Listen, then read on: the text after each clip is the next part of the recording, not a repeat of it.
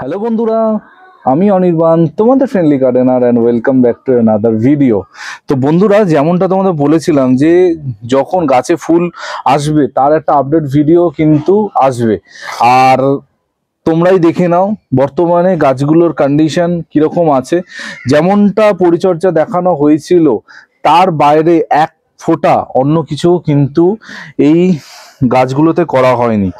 প্রতিটা যে গাঁদাগুলো দেখতে পাচ্ছ, এই গাঁদাগুলো কিন্তু ড্রাগন গাঁদা, এগুলো কিন্তু ইনকা না। তো ড্রাগন গাঁদা এখন বর্তমানে মানে মার্কেটে খুব এসছে। তো ড্রাগন গাঁদাগুলো তোমরা দেখো, আর প্রতিটা গাছে কি পরিমাণে ফুল এসছে আমি জাস্ট তোমাদের একটু দেখাতে চাইছি। এবার যেটা কথা হলো সেটা হচ্ছে এই গাছে কি খাবার দেওয়া হয়েছিল না হয়েছিল সেটা নিয়ে তো আগে ভিডিও হয়েছে, ভিডিওতে আমি বলেছি কি খাবার দিয়েছি। একমাত্র একটাই খাবার এখানে দেওয়া হয়েছিল, সেটা হচ্ছে কি না ক্যালসিয়াম নাইট্রেট। ক্যালসিয়াম নাইট্রেট দিয়েই কিন্তু প্রতিটা টব তৈরি করা হয়েছে।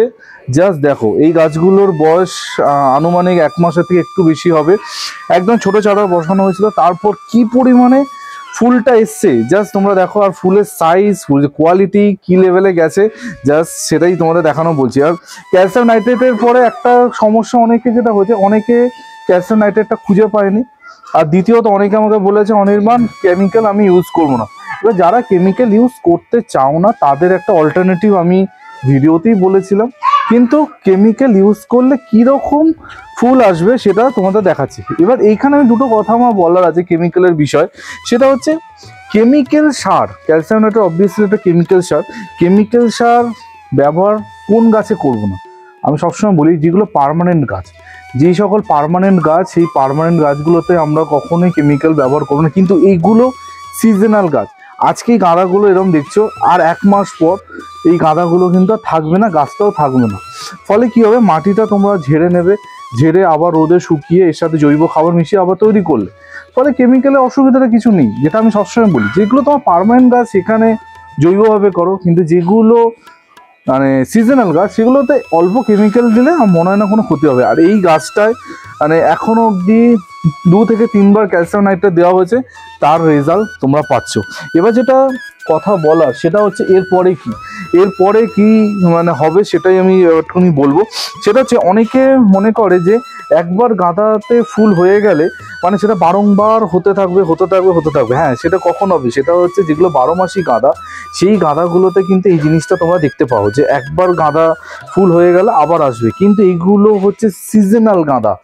সিজনাল গাঁদে একবার ফুল হয়ে যাওয়ার পর তোমরা কি করবে, একবার ফুল হয়ে গেছে তারপর আমরা কি করবো না ফুলগুলোকে তুলে ফেলবো, ফুলগুলোকে কেটে ফেলবো। ইউজুয়ালি সিজনাল গাঁদা এগুলো কেউ ফুল কাটে না, দেখতে সুন্দর লাগে, পুরো ভর্তি থাকে টব ভর্তি।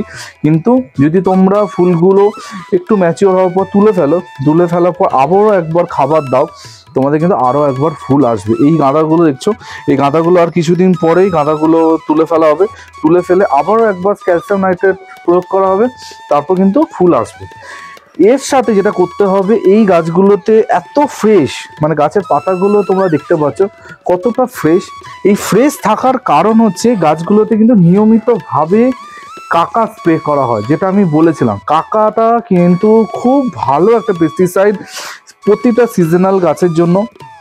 তাছাড়া তোমাদের কাছে যেটা আছে, কাকাই দিতে হবে এমন কোনো কথা না, যেটা আছে সেটা একদম শুরু থেকে যদি তোমরা স্প্রে করো, তোমাদের কাছে কন্ডিশনও কিন্তু এইরকম থাকার কথা। যদি না থাকে, এই সময় একটা জাপ পোকার অ্যাটাক হয়, একটা মিলিবাগের অ্যাটাক হয়, এই জিনিসগুলো কিন্তু তোমরা দেখতে পাবে। তার জন্য তোমাদের সেই মতো গাছে পেস্টিসাইডের প্রয়োগটা করতে হবে, না করলে কিন্তু তোমরা এই রেজাল্টটা পাবে না। ঠিক আছে? তো ফুল হয়ে যাবে, ফুলগুলো আমরা কেটে ফেলবো, কেটে ফেলে আমরা খাবার দেবো, তার সাথে স্প্রে করব। স্প্রে করলে সেকেন্ড টাইম আবার ফুল আসবে। কিন্তু একটা জিনিস মাথায় রাখতে হবে, যত দিন যাবে, যত আমরা ফেব্রুয়ারি মাসের দিকে যাব, গরমটা বাড়তে থাকবে, এই সমস্ত সিজনাল গাছে ফুলের সংখ্যা অল্প হলেও কমবে, প্লাস গাছে যে ফুল আসবে সেই ফুলের সাইজও ছোট হবে। এখন এই গাঁদাগুলো এই রকম সাইজে দেখা যাচ্ছে, কিন্তু এর নেক্সট টাইম যখন ফুল আসবে তখন কিন্তু সাইজ আরও কমে যাবে, আরও ছোটো এরকম সাইজের ফুল আসবে। এই গাঁদাটা এখনও কিন্তু পুরোটা খোলেনি, এটা খোলার পর পুরোটা যখন খুলবে তখন কিন্তু এরকম সাইজেরই হবে। এই গাছগুলো যদি আমরা আরও কিছুটা আগে বসাতাম, যেটা নেক্সট ইয়ার চেষ্টা করব, আরও আগে বসানো, যদি আরও মাসখানেক আগে বসাতাম এর ডবল ফুল এই গাছে হতো, কিন্তু এতদিনে সব ফুল ঝরে যেত। যত তাড়াতাড়ি গাছ লাগানো হবে, একটা গাছের টাইম পাওয়া যাবে যে গাছটাকে গ্রো করতে, গাছটাকে ম্যাচিওর হতে, তত বেশি কিন্তু গাছটায় ফুল আসবে। আর যত তাড়াতাড়ি গাছে ফুল আসবে তত তাড়াতাড়ি ফুল ঝরবে, এটা ন্যাচারাল কথা। তো এই গাছগুলো, এটা শুধু গাঁদা আমি দেখাচ্ছি, শুধু গাঁদা বলে না, তোমাদের ইনকা, চন্দ্রমল্লিকা সমস্ত গাছে কিন্তু একই পরিচর্যা। এই চন্দ্রমল্লিকার কথা যখন উঠলো, একটা কথা আমি বলছি, চন্দ্রমল্লিকা কিন্তু একটু ব্যতিক্রম আছে।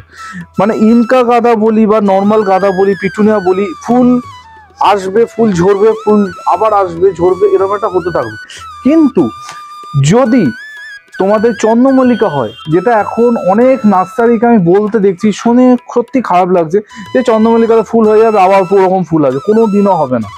চন্দ্রমল্লিকাতে একবার ফুল ঝরে যাওয়ার পর, মানে ফুল হয়ে গেল, গাছে ফুল কেটে দিলে তারপরে কোনো দিনও কিন্তু ওই ফুল আসবে না। হয়তো দু একটা ফুল আসলো, ফুটলো, কিন্তু কেউ যদি তোমাদের বলে যে এক ফুল কেটে দেবে একদম পুরো আবার ভরে যাবে, জীবনে হবে না। যেটা হবে কিন্তু ইনকা গাঁদার ক্ষেত্রে, যেটা হবে পিটুনিয়া, পেনজি, ডায়ান্থাস এইসব গাছের ক্ষেত্রে হবে, কিন্তু চন্দ্রমল্লিকাতে কোনোদিনও নেক্সট টাইম মানে সেকেন্ড ফ্ল্যাশ কিছু আসে না। ও যা হওয়ার একবারই হবে, যা ফুল ফোট একবারই ফুটবে। তো যদি অনেকে ভাবো যে চন্দ্রমল্লিকা ফুল হয়ে গেছে, আমি আর একটু খাবার দিয়ে দিই অনেকবার ফুল আসবে, কখনো আসবে না, বোঝা গেছে? তো এই হচ্ছে মোদ্দা কথা, সিজনাল গাছে এখন কি পরিচর্যা করতে হবে। আমি শুধু গাঁদা দেখাচ্ছি, কারণ গাঁদা এখানে আছে। আরেকটা খুব ইন্টারেস্টিং গাঁদা আমি দেখাতে বলবো, সেটা হচ্ছে এইটা হচ্ছে একদম নতুন ভ্যারাইটি একটা গাঁদা এখন মার্কেটে এসছে, সেটা চেরি গোল্ড চেরি গাঁদা বলছে, ঠিক আছে? এই ফুলটা আলাদা রকমেরই সুন্দর, এতটা সুন্দর যে কি বলবো। এই গাছগুলো বেশি দিন বয়স হয়নি, এই দিন 20 বয়স হয়েছে, তার মধ্যে গাছগুলো এরকম কন্ডিশনে এসছে। অলরেডি আমরা একবার করে এর মধ্যে খাবার দিয়েছি।